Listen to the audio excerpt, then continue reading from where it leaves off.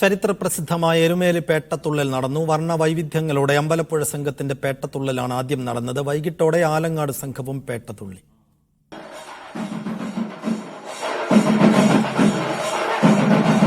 പന്ത്രണ്ട് മണിയോടെ ക്ഷേത്രത്തിലെ പൂജകൾ പൂർത്തിയാക്കി അയ്യപ്പന്റെ മാതൃസ്ഥാനീയരായ അമ്പലപ്പുഴ സംഘമാണ് ആദ്യം പേട്ടത്തുള്ളിയത്.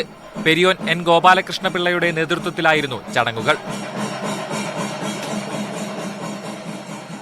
തിടമ്പേറ്റിയ ഗജവീരന്മാരുടെ അകമ്പടിയോടെ വാവര് പള്ളിയിലെത്തിയ സംഘത്തെ മഹല്ല് ജമാഅത്ത് കമ്മിറ്റി അംഗങ്ങൾ സ്വീകരിച്ചു.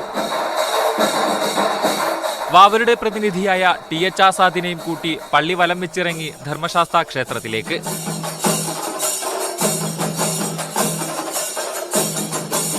വലിയമ്പലം ദർശനം കഴിഞ്ഞ് അമ്പലപ്പുഴ സംഘം ശബരിമലയിലേക്ക് തിരിച്ചു.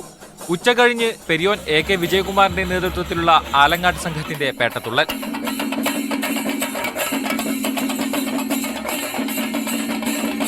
വാവരുസ്വാമി അയ്യപ്പനൊപ്പം പോയെന്ന വിശ്വാസത്തിൽ പള്ളിക്കകത്ത് കയറാതെയാകും ശബരിമലക്കുള്ള ആലങ്ങാട് സംഘത്തിന്റെ മടക്കം. മീഡിയ 1 കോട്ടയം.